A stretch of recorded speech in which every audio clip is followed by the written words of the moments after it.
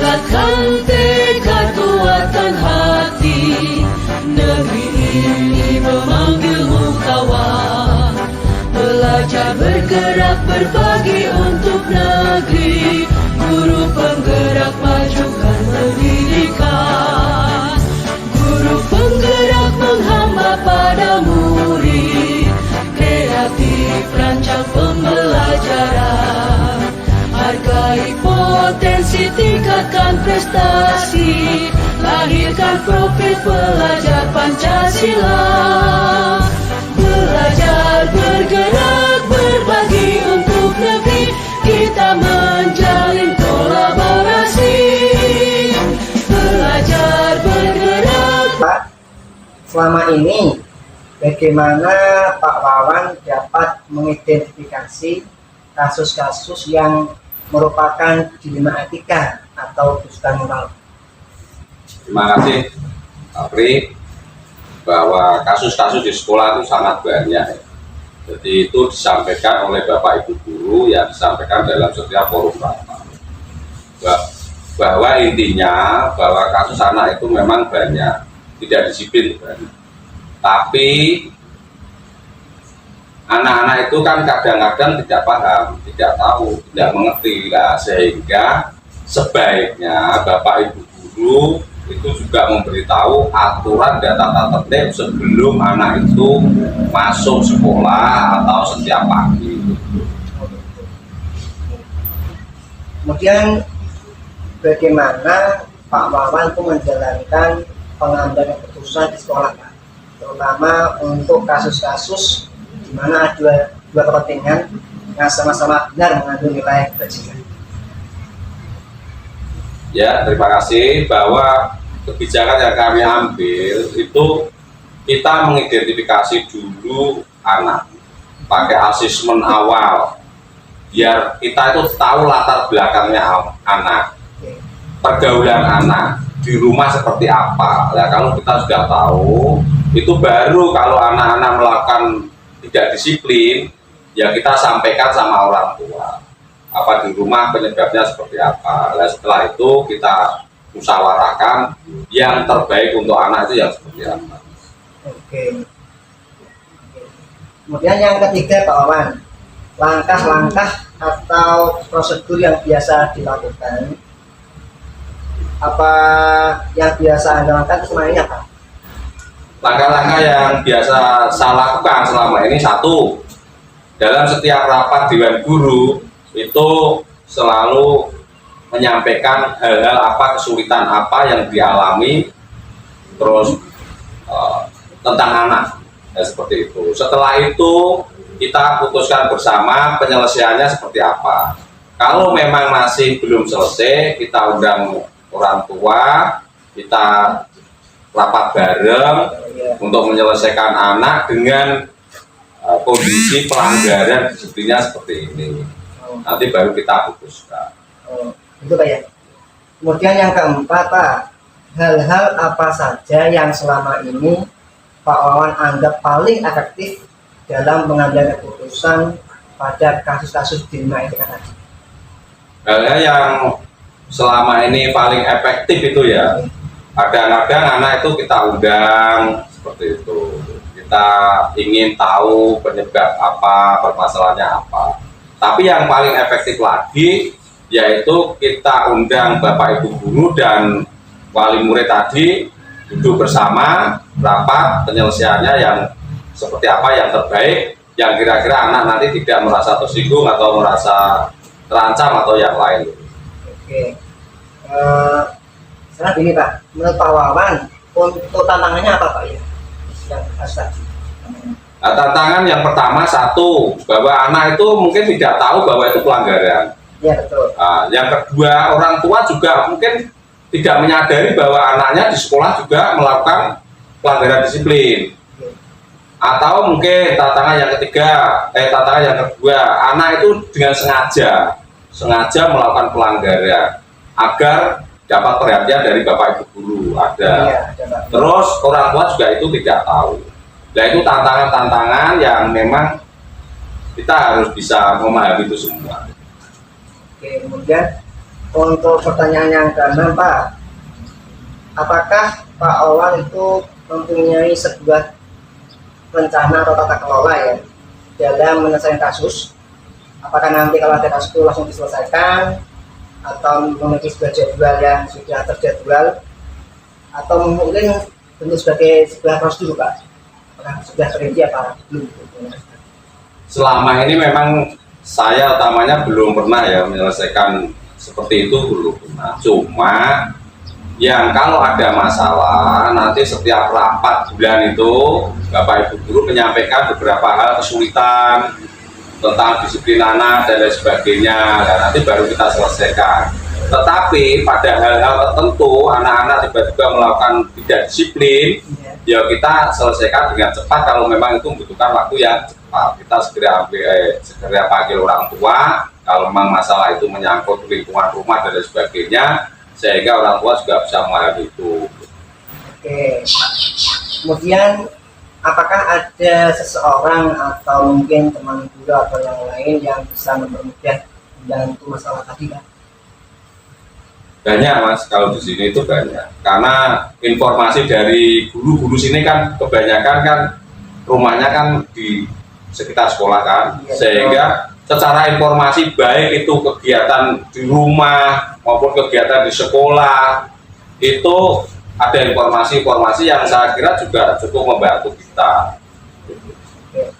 Kemudian untuk pertanyaan terakhir, Pak, yang ke-8 nih, dari semua hal yang telah Pak Wan sampaikan, mungkin Pak Wan bisa mengambil pembelajaran apa terkait dari undang-undang tadi?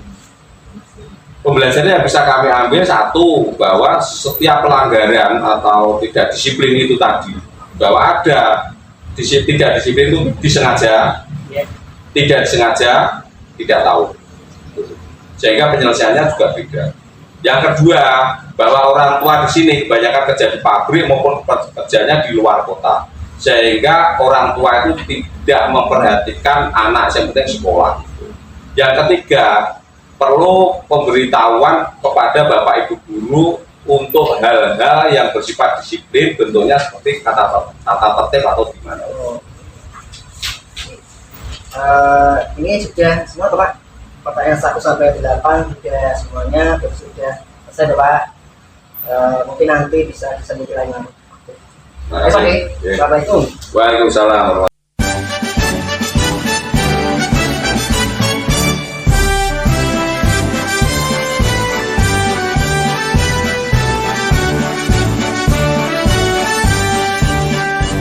Bulatkan tekad, kuatkan hati, negeri ini memanggilmu kawan. Belajar bergerak berbagi untuk negeri, guru penggerak. Assalamualaikum warahmatullahi wabarakatuh. Selamat sore, salam guru penggerak, tergerak bergerak menggerakkan. Oke, pertama-tama perkenalkan, nama saya Supriyanto dari SD Negeri Daleman, JKP Angkatan 10 Kabupaten Demak. Oke, pada kesempatan kali ini saya akan mewawancarai Ibu Kepala Sekolah SD Sayong 3 dengan Ibu Ida Romiati. Iya. Pada kali ini saya akan melakukan wawancara dengan Bu Ida dengan tema dilema etika. Oke, bisa dimulai ya Bu Ida? Bisa. Oke. Begini Bu Ida, apakah di SD panjenengan pernah ada kasus anak itu jarang berangkat, terus nanti nilainya juga kurang di KKN ya. Nah, ketika ada tengah kelas terus menaikkan. Ya, terima kasih untuk pertanyaannya. Untuk pertanyaan pertama, saya lihat pertanyaan itu mengandung dilema etika. Betul tidak? Nah, dilema etika itu jika kita akan memutuskan suatu perkara di mana kita itu kita harus menentukan pilihan di mana pilihan itu yang sama-sama benar, sama-sama kuatnya gitu. Nah, ini tadi ada kasus bahwa ada anak yang intinya tidak bisa, kurang, tidak pernah berangkat, tapi ya itu harus dinaikkan semacam itu. Apakah naik atau tidak begitu atau bagaimana? harus naik. Oh, harus naik. Nah, misalnya. Ya. Kasus seperti ini sering saya alami. Iya. Ya, gini kalau saya begini. Kalau memang kurikulum merdeka, pertama kita harus menaikkan siswa. Iya, betul. Ya, saya setuju. Karena apa? Setiap anak itu punya kelebihan masing-masing. Walaupun dia tidak bisa sama sekali, karena kelebihannya sudah seperti itu. Mau diapakan mau tidak bisa, gitu kan? Tapi saya yakin anak itu pasti punya kelebihan dibandingkan teman-teman yang lain. Kalau saya menghadapi hal semacam itu satu, kalau memang anak itu saya panggil dulu. Saya tidak ke anaknya ya, saya ke orang tuanya terlebih dahulu. Itu saya yang utama itu orang tua. Kita ya intinya saling mengenal dulu, kemudian mencari permasalahannya, mengidentifikasinya, janjani anak iki kan gitu. Ya bukan. anak ini kok bisa seperti itu. Oh iya, betul. Cari permasalahan itu dulu. Kemudian orang tua pasti punya alasan. Terus saya juga pihak sekolah juga memberikan timbal balik. Anak ini sudah seperti ini dan sebagainya. Kita cari solusinya dulu. Gitu. Cari solusinya. Kalau sudah kita cari solusinya, kalau memang orang tua menghendaki anak ini untuk naik, ya, saya siap untuk naik. Tapi juga nantinya harus ada kerjasama antara guru dengan wali murid atau orang tua murid. Jadi saya siap. Kalau orang tuanya menghendaki, tidak usah dinaikkan. Ya, kalau itu memang keinginan orang tua, ya tidak apa-apa. Begitu. Dan saya tidak memaksakan. Karena apa? Nanti yang kena adalah mental anak. Itu yang pertama. Harus ada perjanjian dulu. Iya. Kemudian yang berikutnya, Bu, langkah-langkah panjenengan seperti apa dalam mengatasi hal seperti itu yang tadi? Langkahnya apa yang diambil? Yang pertama kan saya lihat permasalahannya dulu pastinya. Iya, benar. Permasalahannya apa dulu? Tidak pernah berangkat, nilainya selalu turun, terus anak itu berkebutuhan khusus. Itu kita cari permasalahannya, terus saya mengidentifikasinya. Mengidentifikasi. Habis itu baru cari orang-orang yang terlibat. Enggak. Saya yang terlibat dulu. Siapa yang terlibat? Murid. Dengan siapa temannya? Dengan siapa guru? Dengan kepala sekolah. Jadi kan tahu. Gitu. Terus fakta-fakta di lapangan itu bagaimana? Itu penting. Ya, betul. Ya, baru kita lihat dilematika ataukah itu membangun moral. Itu baru kita cari solusinya, ya. Iya. Kemudian pastinya ada tantangan, Bu, ya. Oh, banyak sekali tantangan. Tantangannya apa saja? Iya, tantangannya itu kalau dilema etika ya karena rasa kepedulian itu yang besar. Kita kalau di sekolah itu kan kita punya aturan ya. Punya aturan. Tapi kalau kita sesuaikan maksudnya kita aturan itu dipakai, tapi rasa kepedulian itu kita orang Jawa juga, ya harus dipakai juga. Tantangannya di situ. Oke.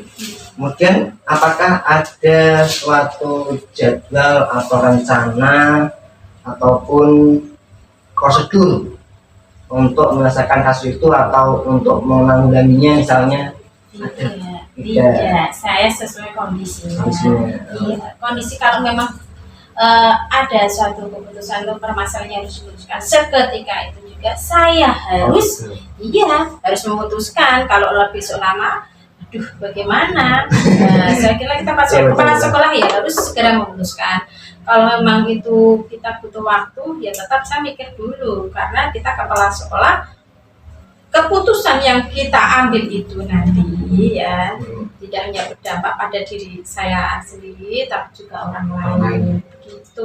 Itu bagas waktu ya. Oh ya pasti, iya semuanya itu. Kemudian Pasti ada yang membantu Bu ya. Yang Iya. membantu panjenengan tuh untuk menyelesaikan masalah ini siapa saja? Oh, banyak sekali yang membantu saya ketika saya ada masalah, yang pasti suami saya. Oh iya jelas. Pasti itu Iya, iya. mama itu. Oh iya, betul. Iya, teman. Oke. Teman curhat ya. Saat kita sama-sama di dunia pendidikan, mungkin pengalamannya lebih luas daripada saya, terutama untuk menghadapi masalah-masalah gitu. Ini pertama sebenarnya. Kedua, orang yang menurut saya sudah ahli, Iya, ahli betul. dan sudah pernah mengalami hal tersebut, itu pasti. Terus orang yang bijak, gitu ya. Oke. Bijak maksudnya jangan tahu orang bijak seperti apa, Iya. ya kan? Nah, itu kita juga punya pimpinan ya. Iya. Pimpinan itu kalau kita ada keluh kesah masalah, pasti lapor diri ya. Oke, siap. Iya. Hmm. Bagaimana kalau kesah kita gitu. Oke. Kemudian yang terakhir Bu Ida, Iya. dari hal-hal yang panjenengan sampaikan, mungkin refleksi atau pembelajaran apa yang bisa diambil? Ya, banyak sekali yang ketika saya itu mengambil satu keputusan Iya. yang paling apa ya, yang itu tadi, satu, kita tidak boleh tergesa-gesa dalam mengambil keputusan. Oke ya betul. Gitu. Kalau masalah dilema etika, Hmm. kita selalu berpikir nih, semua orang, kalau saya berpikir semua orang itu punya pribadi yang Punya baik. ya. Kalau dia melakukan kesalahan, pasti ada penyebabnya. Betul. Kita tidak boleh langsung menjudge, menghukum, tidak. Hmm. Tidak boleh, ya. Betul Bu ya. Tidak boleh langsung menghukum, itu tidak boleh, ya. Dan kalau kita memberikan keputusan, kita harus tenang, netral ya, netral Iya, netral. itu. Dan itu tadi kita dengan siapapun ya harus bijak. Soalnya gini, tadi keputusan kita kepala sekolah, kita tidak mungkin menjilat lidah kita sendiri. Gitu. Oke. Dan itu kalau memang pendapat teman-teman itu baik, kita juga harus punya pendapat yang lain juga. Jangan kita juga punya pendapat. Oke. Sampun? Oke. Ya. Bu Ida, ini pertanyaan sudah selesai semua. Mungkin nanti ini adalah dengan saya memanggil panjenengan, saya dapat pengalaman yang banyak Bu Ida. Iya. Dapat ilmu, dapat pengalaman, dan semoga nanti apabila di sekolah saya itu ada hal yang seperti ini bisa saya terapkan di sekolah saya. Iya. Dan semoga kedepannya kita sebagai pendidik bisa mendidik anak-anak kita dengan baik. Terima kasih Bu Ida atas waktunya. Iya, sama-sama. Maaf merepoti ya. Tidak apa-apa. Terima kasih. Iya. Assalamualaikum Bu Ida. Waalaikumsalam warahmatullahi wabarakatuh.